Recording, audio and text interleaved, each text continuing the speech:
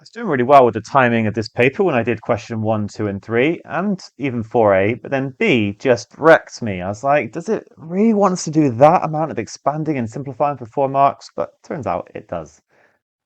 It's pretty awkward. We'll get onto it in a second. First up, we're going to try and show that the sum of the cubes of the first n positive odd numbers is equal to this. We can assume these results here. It is worth trying to learn them, but they are the first two are in the formula book. You have to know this one, a half n plus 1. Useful to know, formula for the nth term of the triangle numbers. You don't have to learn them all in isolation. What you can remember is that this one here is actually equal to the sum of r squared. So if you can remember this and you just remember to square it, you can get that formula there. That is a result that you can prove. It's one of my favorites, actually. And then the sum of r squared, probably the trickiest to remember, but it will come with practice. Okay, the sum of the cubes of the first n positive odd numbers. So that would be 1 cubed plus 2 cubed, all the way up to n cubed, of course. But we want to write it as a summation.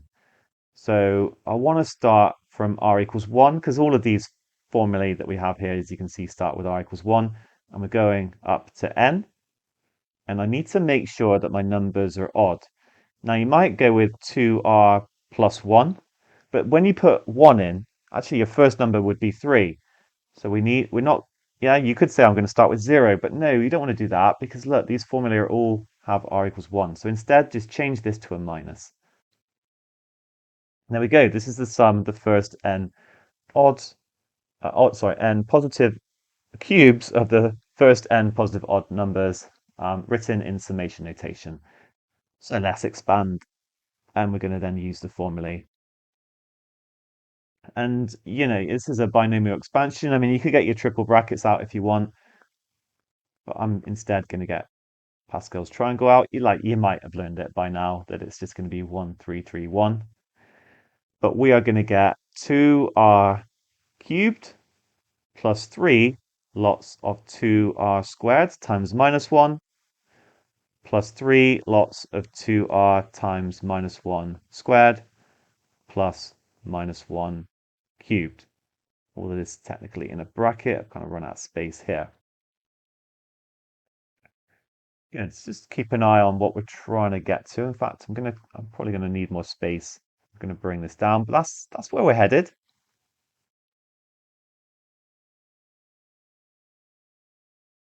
All right, let's keep it as a single summation for the moment. I'm not actually going to write down this every single time. I'm just going to write this as a sum now. It's kind of implied. I'm going to get 8r cubed plus, wait, it's not plus, it's going to be a minus.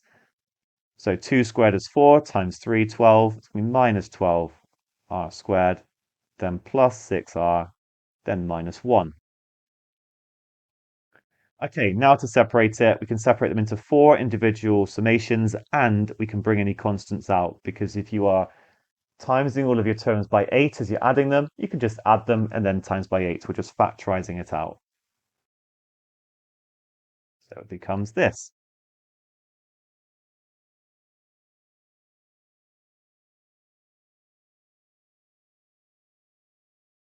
And now to use the formulae, we're going to get 8 times a quarter, then it's n squared, n plus 1 squared. These are the ones I stated right at the start.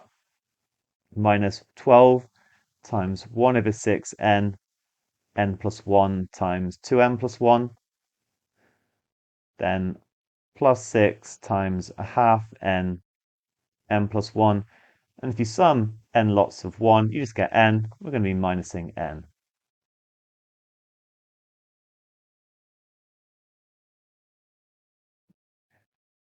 This is going to become 2n squared. And I'm going to expand that double bracket, n squared plus 2n plus 1. Then minus 2n, expand the next double bracket, 2n squared plus 3n plus 1. Then I will be adding 3n, n plus 1. Yeah, I won't expand it quite yet. And minusing n. Good, that's like little step 1 of expanding. 2n to the 4 plus 4n cubed plus 2n squared. Just be really careful here. Minus 4n cubed minus 6n squared minus 2n plus 3n squared plus 3n minus n. And now we're going to collect together like terms. You can actually also cancel out as you go along. So the n cubes cancel, and actually 3n minus n and minus 2n cancel. So if you spot that, even better. And we're going to get 2n to the 4. Then I've got 5n squared minus 6n squared. It's going to be minus n squared. And from this, we just factorize out n squared. And then we're going to get 2n squared minus 1 as required. When I did this originally, I think it was at this point I actually factorized an n out. But I'm actually pretty happy how it's worked out here. But that is an option. If you like normally if you see like a common factor, especially if it was sort of an n plus 1 in every term, you don't really want to be trying to factorize that out at a later point. Factorize it out when you see it in all the terms. But in this case with the n, I don't think it's quite easy to factorize an n out, an extra n out at the end. So yeah, I think that is pretty optimal how I've done it. That is our summation of the cubes of the first n positive odd numbers. Now, in the second part, we're told that the sum of the cubes of 10 consecutive positive odd numbers is 99,800, and we're asked to use our answer to A to determine the smallest of these 10. Notice it's not the first 10. You can't just go setting this equal to 99,800. We need to find the difference between some summations to be able to do this question. So I'm going to talk through my thought process as I did this question.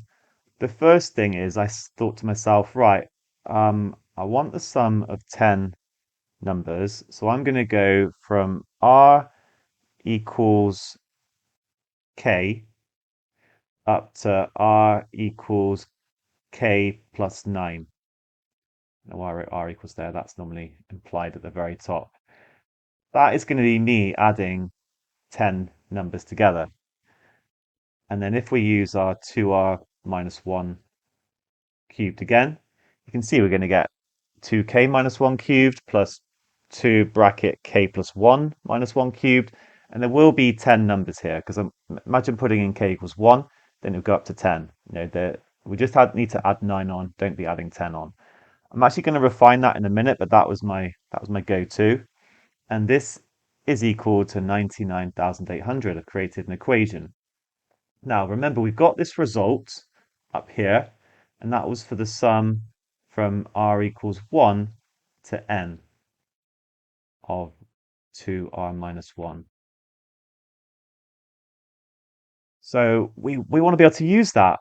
Therefore, I can go from r equals 1 to k plus 9.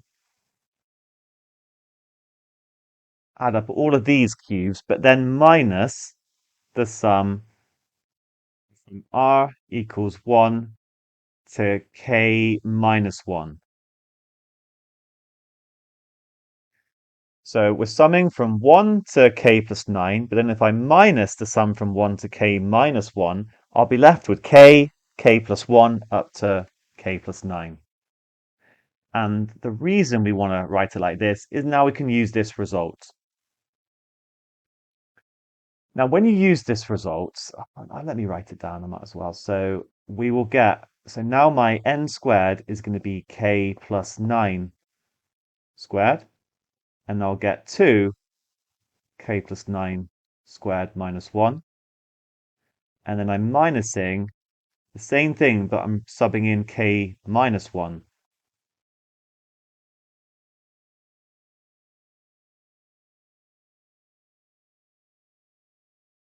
At this point, I thought to myself, have I overcomplicated it? Because that does not look very nice. It's like a lot of expanding to do because we're going to get like a double bracket here to expand, then one here, and then we have to times all that together. We can't avoid it. So I did think of ways of maybe making it a little bit easier. By the way, this is absolutely fine. You can go with this, and it's on the mark scheme as one accepted method. But I thought, okay, can we maybe rejig it slightly? the summations to make it a little bit nicer, and you can. So instead of summing from, I don't have to use a k here, although that is, I want to find k in this case. Um, I could instead change it to k plus 1 and then k plus 10. I don't have to start with k. I can do k plus 1 and k plus 10. And the advantage of this is that basically everything stays the same, but except here, instead of it being k minus 1, it's now k. I then need to change this to a 10, this to a 10. The advantage is that it massively now simplifies this right bracket. We'll have a k here instead of a k minus 1 and a k here. This is going to be great to expand. And actually, even the 10 is much easier to square 10 without a calculator than squaring 9. So that is how I did it after using the first approach. The mark scheme refers to all three of these methods. So they've got the n to n plus 9. I've used k, but yeah, we get this bracket here. It's okay, just making things a bit more complicated. Or they've got the n plus 1 and the n plus 10. They even set as a third alternative the upper limit to be n, which makes the first bracket simple, and then they go with n minus 9. I didn't think to do that. I don't think I would do it that way. I think I like to have um, the the lower limit is doesn't include minuses. So now we're going to solve for k. We just got to remember at the very end that actually we want to find k plus 1. And after that, we actually need to find out what 2r minus 1 is. Because 2r minus 1 for my value of k plus 1 is what is going to give me the smallest of the 10 consecutive positive odd numbers. I actually missed that bit. I kind of at the end, I was just like, what am I trying to find again? But anyway, we'll get to that. Let's focus on solving for k.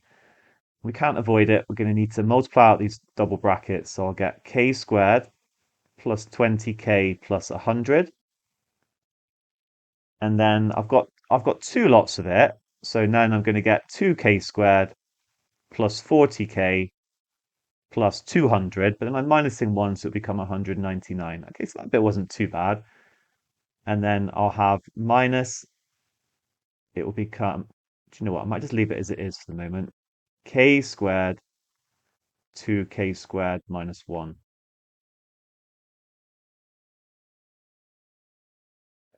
Okay, now to expand the bracket, just take it steady. We're going to get 2k to the 4, so I'm basically timesing all of these, plus 40k to the 3 plus 199k squared, plus, we do this in a different color,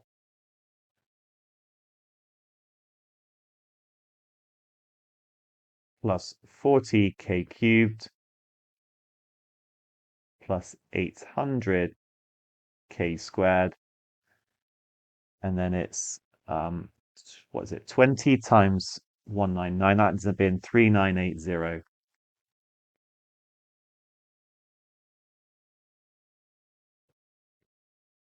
And then plus 200k squared plus 4000k plus 19900, and then I've still got a minus. Oh, I'm going on to another line. Minus 2k to the 4 plus k squared, and that's going to equal 99800. Whilst this looks like a quartic, actually these two cancel straight away. So let's add like terms. We're going to get 80k cubed, and then I've got a little k squared there that goes with that 199k squared. That's 200. I've got another 200. That's 400k squared, and then another 800. It's going to be 1200k squared. Then plus 7980k, and then I'm adding I'm doing 19900, but I can take that and I can subtract 99800, which gives minus 79900 equal to 0. Okay, we've got a cubic. You can divide through by 10, and actually there are other common factors, but at this point, just put it in your calculator. Okay, this is not a situation to start using the factor theorem, and I'll show you actually. So just, yeah, our cubic function.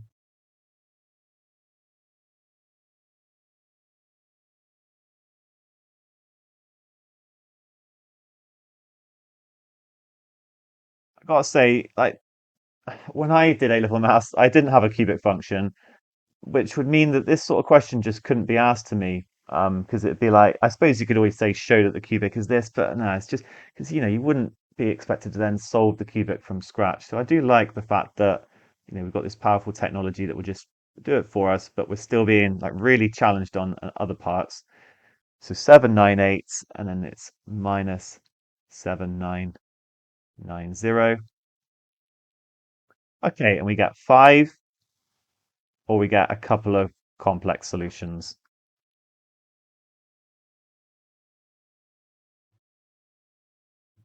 I'm not going to write them down, but I'm obviously going to reject them. And that means k plus 1 is equal to 6. Okay, because we're not done. So we changed it to this, and I want the lowest value. So my lowest value of r is k plus 1, it's 6.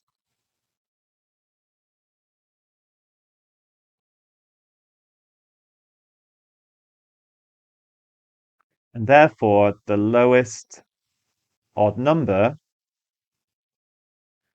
and it's so easy to miss this bit. Remember, it's 2r minus 1. And so it's going to be 11.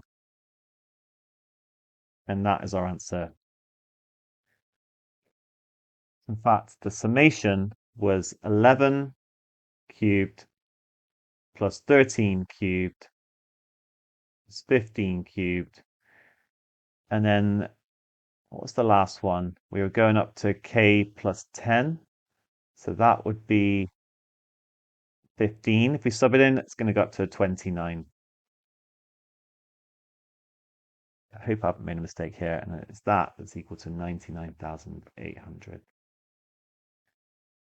Like I said, I have to work really hard for those 4 marks, has got to be said. And I got thrown off. I was like, is it really this complicated? Once I did the slight change and change it to 10k plus 10, yeah, it made life a little bit easier. Just had to deal with that left-hand bracket, but in both cases, there's quite a lot to do. And it is something to think about in the exam. If you think like, okay, I'm not quite sure if I'm doing it right, or this is going to take a long time, do just come back to it. We're just talking about a few marks here, and you don't want to lose a lot of time. And it is so easy to make a mistake as well, which would lose marks. You could always come back to it and finish it off once you've done the rest of the paper.